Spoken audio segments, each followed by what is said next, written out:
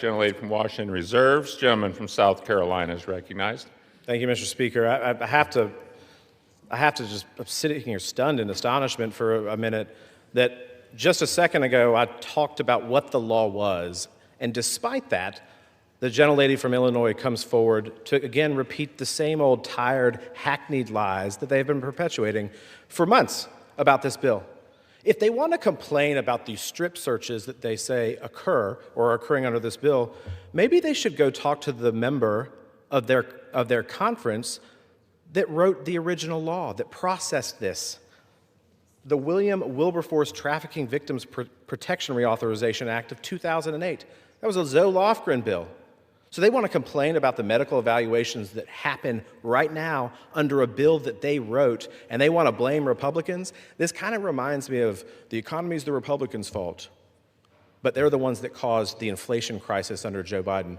The border is secure, but we saw millions of people illegally come into this country causing mayhem.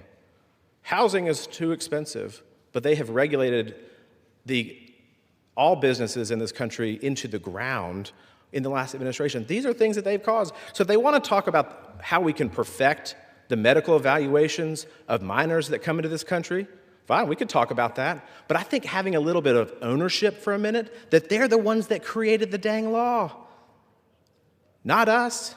All we're saying is that when you go through that medical evaluation, when you come into this country and you're screened, that we just look for gang tattoos. But the hyperbole is just really, quite frankly, disturbing and absurd. I mean, there was one member of the Democrat Judiciary Committee that said that kids were going to have a colonoscopy because of this. The last time I checked, you can't get a tattoo on your colon. That's not how this works. We're just saying that when you go through this medical evaluation, that somebody checks and says they have a tattoo. They have a tattoo on their shoulder, on their forehead, on their neck, on their ear, below their eye. I don't know. But when you identify that and it looks like a gang tattoo, maybe we shouldn't release you into our streets. So I think a little bit of intellectual honesty would go a long way. If you want to talk about medical evaluations and whether we should do them or not, good. Then write a bill that amends the bill that you already wrote that became law in 2008. With that, I reserve.